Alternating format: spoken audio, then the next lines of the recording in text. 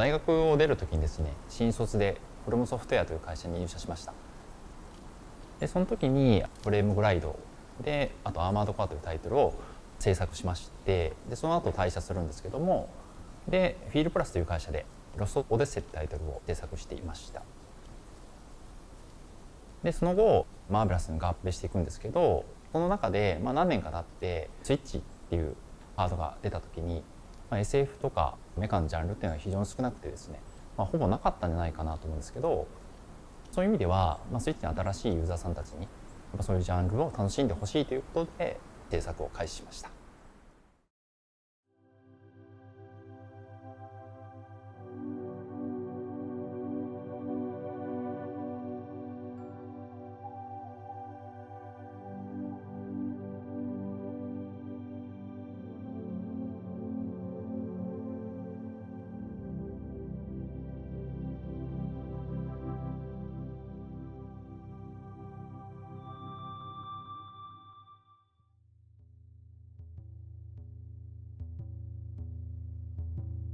新しい技術にあるとか、いろんなことに目を向け始めていて、で特に僕らは RPG だったりアクションだったりいろいろ作ってきたわけですけど、その中でやっぱりその2つの良さを融合しようみたいな、やっぱ僕らの持っている力でできることってそこだよねっていうのがあって、それをまずやってみようということで始めたっていうポイントはあります。なのでオープンワールドっていうものを全然作ってなかったかっていうと、やっぱ RPG やってきた部分っていうのはあって、ただアクションとしてやったことがなかったので、そこは難しいなと思いながらやり始めたっていうのはあります。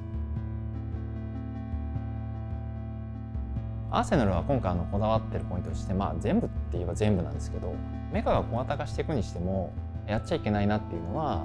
前作からの流れでデザインとしてや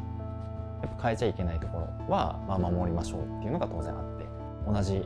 れのものですから。でその上でじゃあ何を新しくするか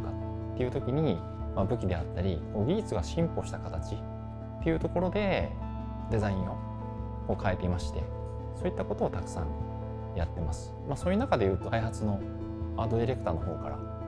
ら、いくつか書いてほしいっていうのもあったんで、僕自身も書いてたりするんですけど、川森さんにやっぱり作っていただいたコンセプト、ここを大事にしながら広げてます。でやっぱり機能として今回は人間が着てるっていうのを前作よりもやっぱり強化していますので、そこのところでじゃあどういう機能があるんだろうねっていうのを最初の設定時点でやっぱりかなり現場とみんなで話しながら作っていったので、そういった意味ではいいデザインになったし、かっこいいメカになったんじゃないかなと思います。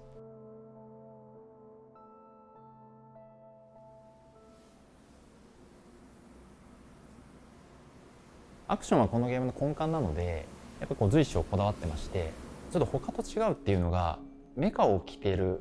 アーマースーツを着てるっていう SF でもあるので、やっぱ自分の身体能力がパワーアップしてないといけないので、やっぱりかなり速度も速かったり、やれることもダッシュすればめちゃくちゃ速くて、でそのまま飛んだら気持ちよく飛べてっていうところもこだわってますし、で今回はですね、特に入れてみたのが、皆さんが楽しく遊べるように、武器だけじゃなくて、やっぱその中でいろんなスキルみたいなものを入れてまして、でそれを使って組み合わせていくと自分の好きな戦い方がかなりできるっていう、アーセナルを組み替えることもできますし、自分の戦い方を組み替えるためのスキルの組み替えってもできますし、やっぱり自由に遊べるゲームとして日常でできないことがやっぱりたくさんできる、やっぱりこういったことが大事にしているポイントです。今から先って子どもたちが作っていく新しい時代になっていくんですけど、今回のタイタニック・サイオンというタイトルも偉大なる子孫たちとか、そういう風な意味なんですけど、やっぱ子どもたちが作っていく未来がどういう風になるんだろうねみたいなものも主題としてあるんですけど、やっぱり未来って科学が当然発達してて技術が発達していく。で今の流れでいくと AI とか当然あると思うんですけど、一番怖いのは機械に使われてるのか使ってるのかわからない感じだと思うんですよね。でしばらくこの状態が続くんだろうなと思っていて、機械を使ってるつもりで使われてしまってる時代になっていくんでしょうっていう。でそこに気づいた時に技術の進歩と生きるっていう意味の進歩の調和を目指す時代っていうのがやってきて、でそこで初めてバランスが取れるっていう風なことになるんだと思うんですよね。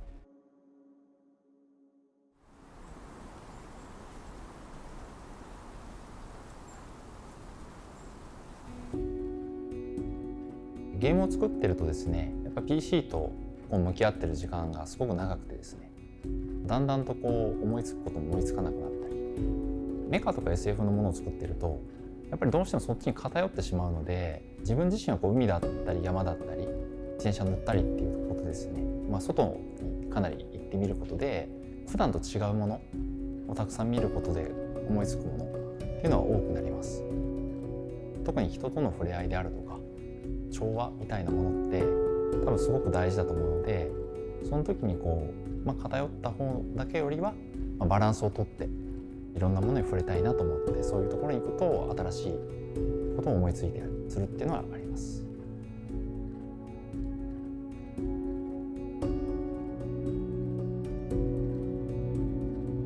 多分自分も含めて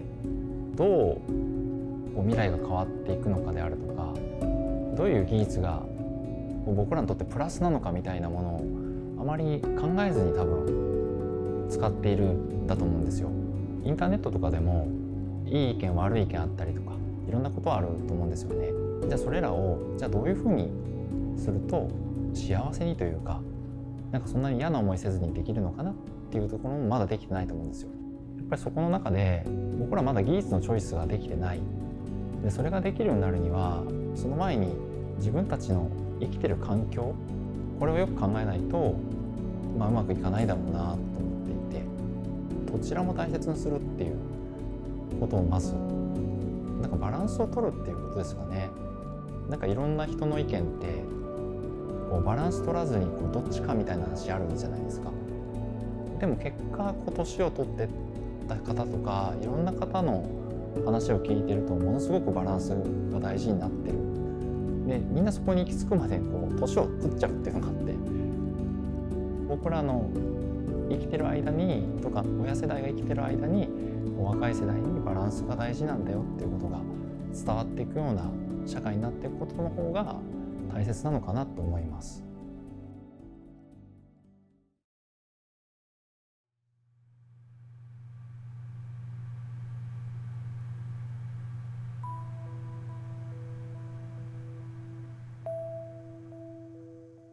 ゲーム作りってまずあるのが自分たちが作りたいも当然あるんですけど、やっぱり最後はプレイヤーの方に買っていただいて触ってもらって楽しいっていうのがあると思うんですよね。なのでそこの楽しいと思ってもらえること、まずこれが何よりも大事だよねっていうのがチームで共有していることです。でそれがあった上でじゃあ自分たちはどこにこだわるんでしたっけって言った時に、楽しいのを生み出すためには自分たちも楽しまなきゃいけないですし、じゃあそのために僕らがやることで技術を身につけなきゃいけなくて、今度アクションだとやっぱ触り心地ですよね。1フレームの単位でも触っててやっぱり気持ちよくないとかテストっていうのはすごくやりますし、今回でも空を飛ぶ時に最初闇雲にただ速かったりした時に操作できないんですよね。で操作できない速度っていうのは楽しくないよね。でも今度装備を変えた時にじゃあすごく速くなる、逆にすごく遅い。でもそれはプレイヤーの人のチョイスだと思うので、やっぱりそれができること。でもう一つゲーム作りにおいて近年ですけど、ゲームって自分の中では選択肢の集合体なんですね。選択肢が至るところにあってそれを選んでそれが正解だったから達成感が得られる。選択肢がないものってやっぱりゲームとしてはなかなか成立しづらいですし、達成感がないものってやっぱりやりたくないと思うんですね。いろんなものを含めてある形、やっぱこれができること、いつも言ってることですけど、やっぱゲームって自分がプレイしていてやっぱり楽しくなれる入力デバイスとのやり取りなので、やっぱそういう部分はすごくプログラマーと細かく、特にテストプレイしてる時に4フレほど気持ち悪いみたいな話とかをして、レスポンスが気持ち悪いけどみんなはどうなのみたいな話とかをしてる時に、やっぱりちょっと気持ち悪いんですみたいな話が出てる時にどことなく感じているわけですよね。やっぱりそういうものを調整していく。やっぱそれは大事にしてる部分ですね。本作作るにあたって、チャレンジしていったこととして空と地上を自由にっていうことをやってみたわけですけど、前作でやってる以上にやっぱり自由にした時に空間を広くしたこと、やっぱこれをやったらですね、思った以上にどこでも行けちゃうっていう、これがだいぶ大変でして、でまずそこのところの調整をしていくっていうか、みんなどの範囲が楽しくて、やっぱどこからがダメなんだっていう。で当然どこまでも行けると楽しいんですけど、どこまでも作るわけにはいかないっていうような、ここのバランスを取っていくっていうのはすごく難易度が高い。地上走っていくだけであればかなり良かったんですけど、やっぱりこれは本当に新しいことをやったなと思います。今度はアーセナルでいうと、キャラクターをアーセナルの中に入れてみるとですね、案外かっこ悪いデザインになったりっていうことがあって、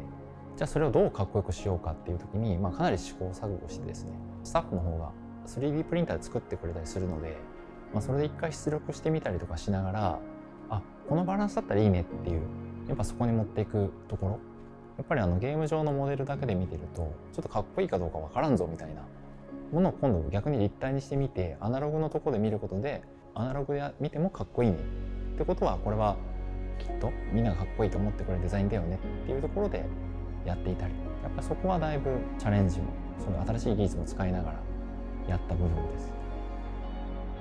最大のチャレンジは2作目でいろんなところを変えているので、でも変えていながら遊んでみると、やっぱりデモエクスマキナだよねって思ってもらえる、その遊び心地っていうところにすることにみんなで注力して制作したタイトルになります。